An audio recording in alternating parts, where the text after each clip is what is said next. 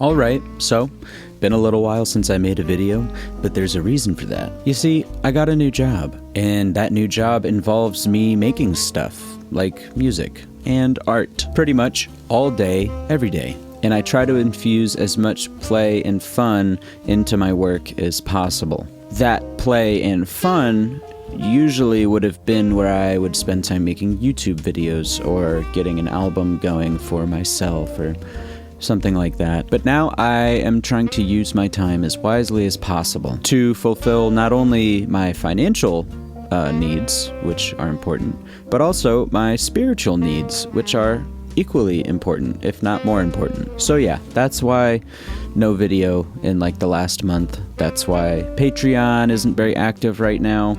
And that's why today I'm not even making a video about music. I'm making a video about photography. Yes, that's right, photography. I enjoy taking photos. I think it's a very similar creative outlet to music making. There's composition involved, decision making under some kind of pressure. In 2017, 2018, when I was living in Boston, I really got into street photography. And I got into a really great habit where I was bringing my camera everywhere with me.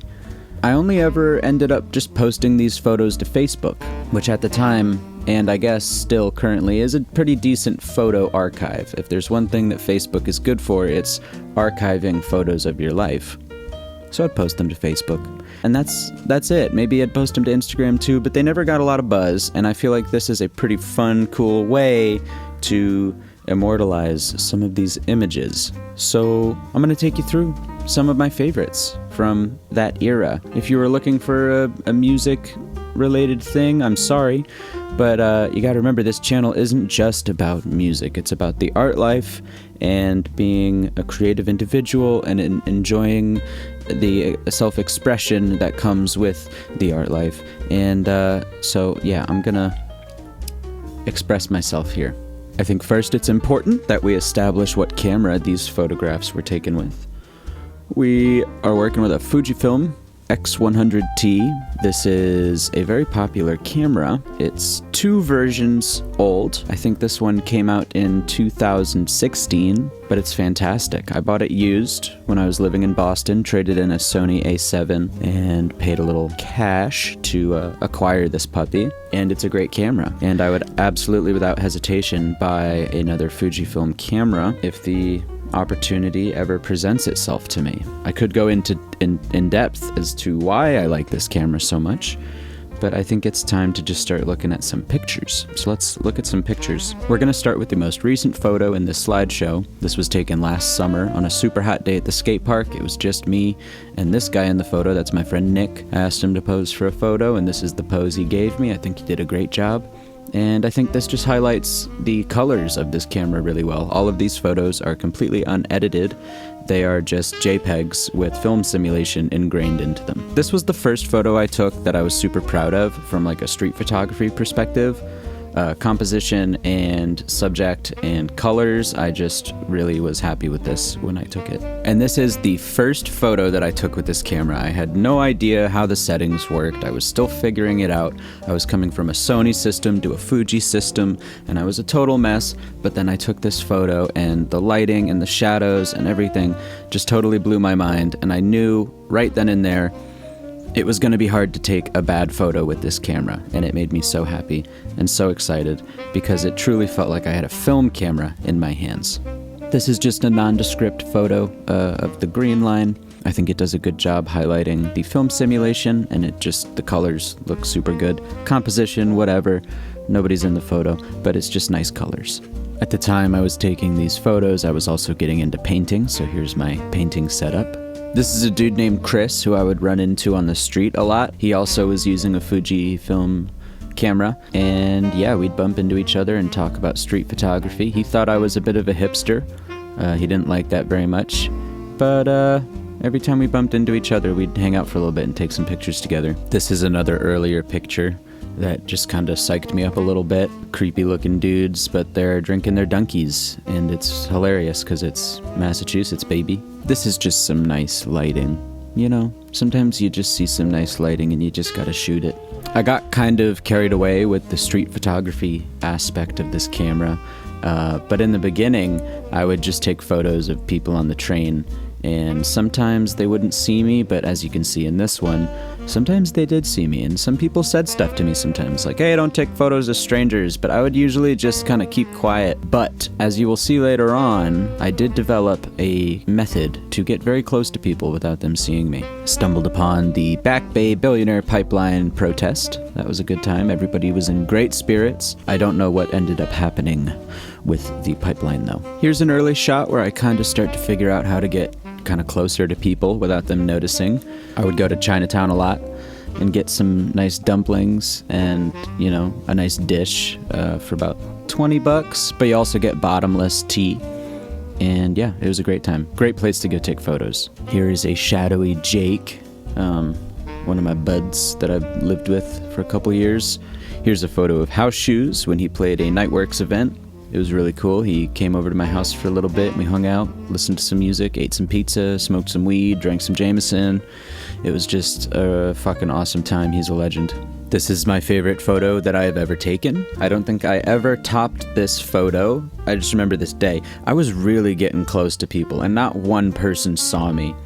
And I saw this guy from like a block away, and very quickly, you know, pretended like I was running after a cab or an Uber or something, and I just blew right past him. He had no idea, and I snagged this fantastic photo of him. I just think everything is perfect. The background, you can see the movement of me running, but he is clear and center framed. He's smoking a cigarette, checking his lottery ticket. He has that yellow zipper, and the gray in his jacket kind of turns a little bit blue. And yes, I am going to get this one printed and put it on the wall someday. Yeah, I really dropped the ball after this one. This was the best I ever did. And here we have a very moody photo of the tunnel underneath the public garden. And while we're at it, I guess I'll show you another moody subway shot of the Orange Line. The colors inside of subway tunnels, especially Boston's subway tunnels. The colors are so cool. Everything is color oriented. It's fun. It's funky. It's Boston. This is from the same day as the man in the North Face jacket. I was just out and about in Cambridge, working on my composition.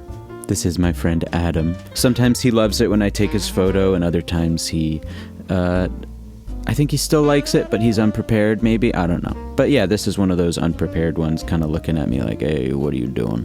Birds. Yeah, there were a bunch of birds sitting there, and I scared them and made them fly away. It's kind of fucked up, but the photo looks all right, I guess. Here's another photo of Chris. This was later in the spring, and I bumped into him again, and this was the day that he called me a hipster. He like pointed at my shoes and then my pants and my sweater and was like, you're a hipster. And I was like, oh, like what? Like, not really, I guess. Am I a hipster? And he was like, you're a hipster. And then he wouldn't take photos with me after that. So this is the last photo I have of Chris. This is a photo of a lady sweeping the sidewalk, and this is where the dynamic range of the camera kind of starts to fall apart. You can see that the sky is kind of overexposed in the back, and she's quite underexposed, but you know, whatever. This just kind of highlights it is possible to take a bad photo with this camera, and you do need to think about what you're doing, and yeah. I like this photo for the same reason that I like the other subway Boston photos, because it just shows you how fucking dark and gloomy the subway system in Boston is. Everything is old and run down and beautiful, don't get me wrong, but it's so creepy. There's just this creepy atmosphere that New York subways don't have. New York subways are very well they're all the same. They all look very, very similar. And Boston is just creepy, underworld, dark dub techno, smells like burning rubber everywhere. It's amazing. But yeah, here's another picture of Adam, and you can see, you know, he's kind of feeling the camera this day. If I could, I would follow Adam everywhere all the time and take photos of him living his life. He is one of the most photogenic people I know. Here's a nice composition and color and exposed image of my desk. This is my dear friend Nike. She also is an X100 system user. She asked me what camera I had, and I told her the model and how there, are some older versions that are just as good, like I have an older version of the camera too. She got herself one, and she also takes gorgeous photos with this camera now. That's Nikkei. This is Jake playing guitar with a confetti cannon exploding in his face. He stayed very calm, collected, and I think he's playing a bar chord or something, so good for him. Really nailed this one. Another shot of Adam early in the morning at our friend Kit's apartment. Here's my beautiful and lovely girlfriend posing for me in this beautiful dress that she was wearing with this really cool umbrella, which unfortunately broke, but she got some good use out of it. And I think this photo is great use of it. And yeah, that's my beautiful baby girl. That's Danny. Another Adam shot. This is before a party that we were having at our crib. Some fantastic lighting at Back Bay Station. This is another recent one. Took this one last summer. Saw this guy in downtown Mystic fishing from this kayak, and he was hanging out in this spot to avoid somebody seeing him or something. I'm not 100% sure, but he didn't even know I was watching him. He was very focused and on point. And to wrap it up, here's the self-portrait from last summer. Smoking a J in the sun, living life, enjoying the ride. Thank you for watching. Again, sorry for the lack of uploads lately, but I have a couple ideas that, aren't too hard to execute that I will be executing later in the spring. Patreon will have some new stuff on it, yeah. And other than that, I am releasing 5 or 6 songs a month right now. Working with other artists, getting it all done, squared away, doing the work.